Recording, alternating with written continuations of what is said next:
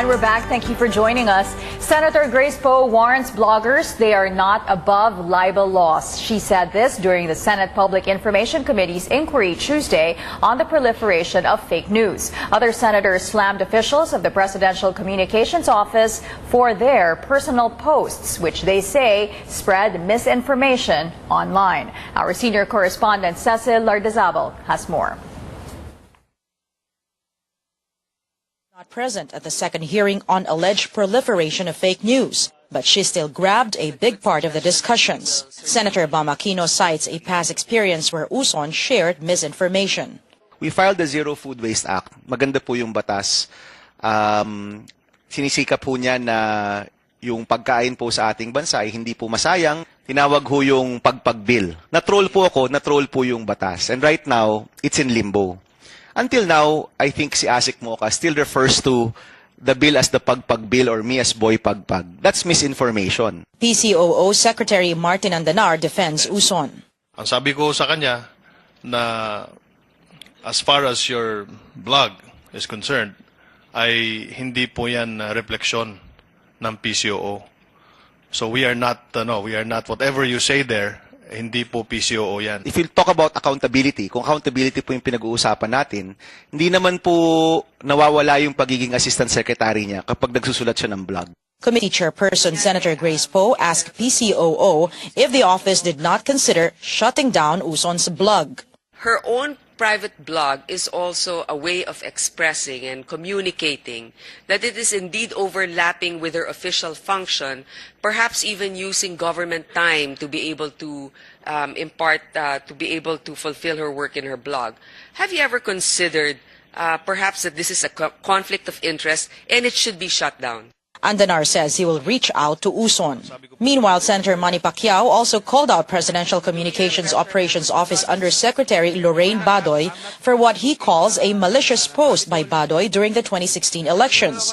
Badoy, in her defense, said the post was just in reaction to the senator's remarks in the past about homosexuals.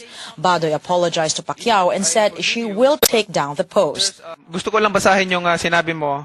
Guess what I saw when I went on a run this morning in my village? Manny Pacquiao's campaign car in front of his mistress' house. Your Honor, may I please explain myself before I give you an apology? Go ahead. Before I give you my proper apology, Your Honor. What you said about the LGBT community was very hurting to me. It really, really hurts me because a lot of people who are very close to my heart belong to that community, and when you call them masahol pa sa hayop. Prior to all these, Andanar apologized for past mistakes his office has done. We have made mistakes in the past. We have been held accountable for them. But these were honest mistakes with no intention to malign anybody and with no malicious intent. Committee Chairperson Grace Poe warns bloggers they are not above libel laws. You cannot just attack a person without basis and then hide behind the skirt of free expression. Meanwhile, Rappler's CEO Maria Ressa discussed the algorithm on social media that they have found out. That fake news is a global phenomenon and that fake news started proliferating in the country in July 2016 after the campaign for president of then-Mayor Rodrigo Duterte. What you're seeing in our country is something that's similar in other countries around the world. A campaign machinery becomes weaponized. And the irony, of course, is that it didn't become weaponized until after President Duterte won. That happened in July of 2016. Rappler has been under attack by the Duterte administration. The committee will subpoena representatives from Facebook, Google, Globe, Smart, and the Department of Information and Communications Technology in the next hearing. The committee is carefully trying to look into regulating social media and looking at media literacy as a long-term solution on both the parts of the government and on the part of the media organization.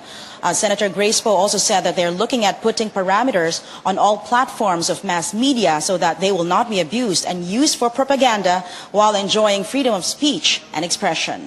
Cecil Lardizabal, CNN Philippines.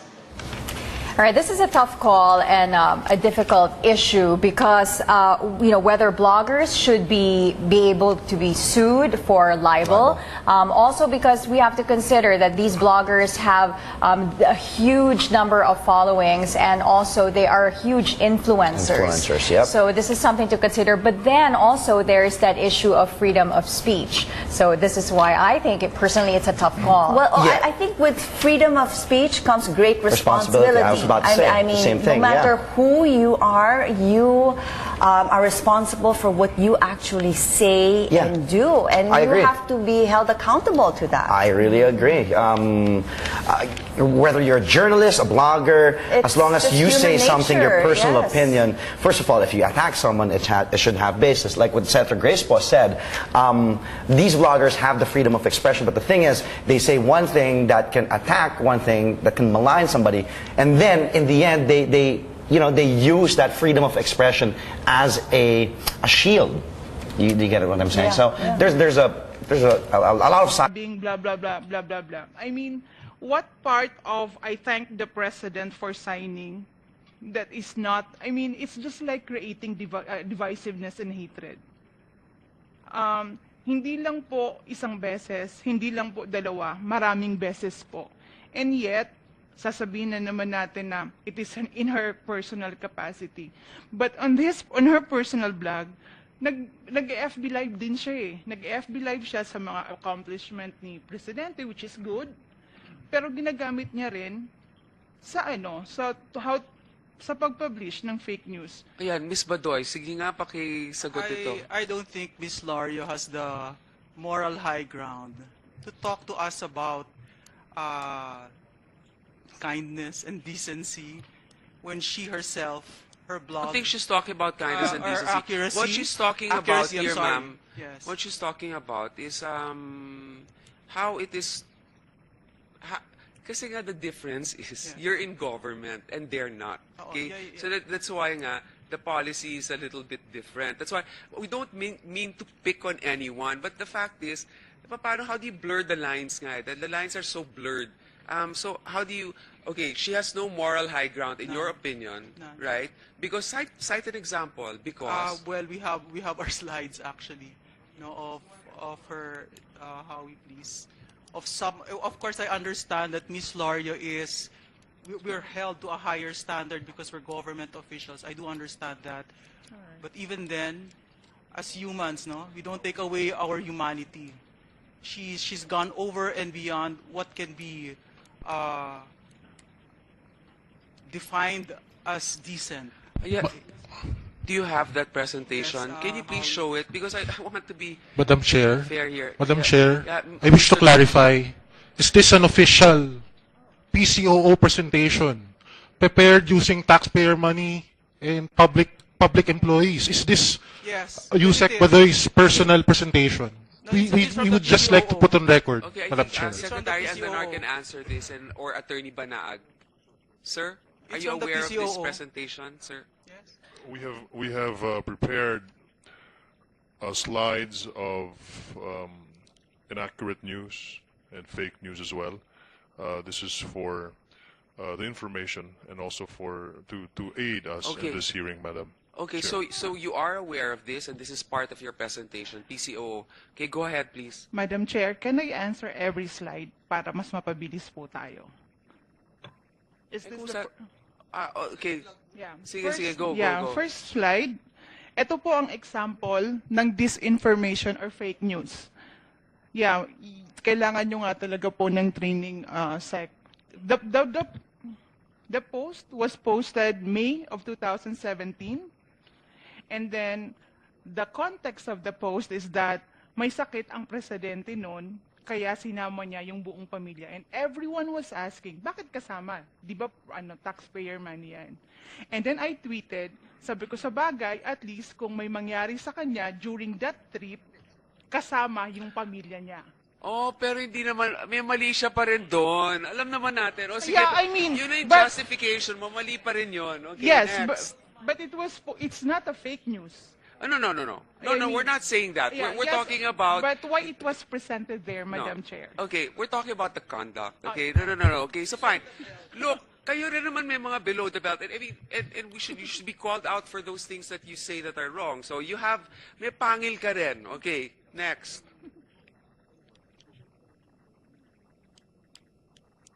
Okay, so paano to? Hindi naman ikaw yan no? Yeah, it's the president who said that Bongo is a billionaire. That's not your blog. Okay. That's my blog, ma'am. A blog mo ko po rin? yan. Yeah. Okay. I was quoting the president saying na Bongo is billionaire. Oo, actually parang narinig ko rin yun di ba? Okay, so okay lang yun, di ba? Okay, next. But not in connection with the scandal. Huh? It's not with the scandal, yung context nung statement ni President. Hindi, kaya nga. So, di ba, this is actually what we're learning here. We're learning. Madam Chair? Madam Chair, siguro pwede pa-explain natin muna sila Secretary Andanar kung paano naging fake news yung pinopost nila.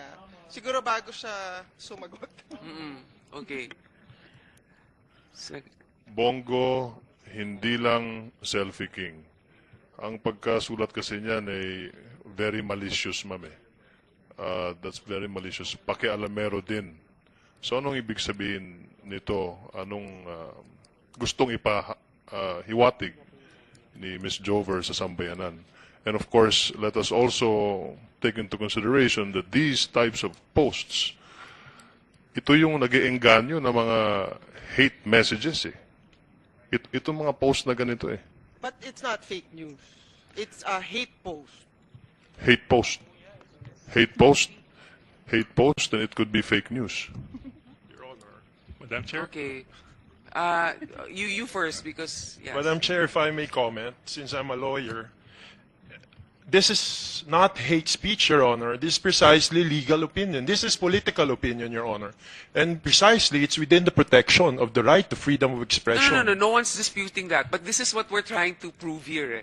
Both sides of the camp are kind of guilty also of perpetuating their beliefs in a way that can be offensive if you are on the other side of the fence. Yes, Your Honor, but it is a dictum of freedom of expression advocacy that the antidote to speech that we hate is not less speech, but more speech, Your Honor. Therefore, if some quarters of our political society are against this post, this opinion, the antidote, Your Honor, is to post another opinion on that. Okay. Not to actually self-censorship. No, I agree. This is we're not going to curtail this. We're not going to say, okay, mag-post ng ganyan. We can only appeal and say, okay, just be kind, if you can, be magnanimous if you can. But it should not be a choice when you're in government.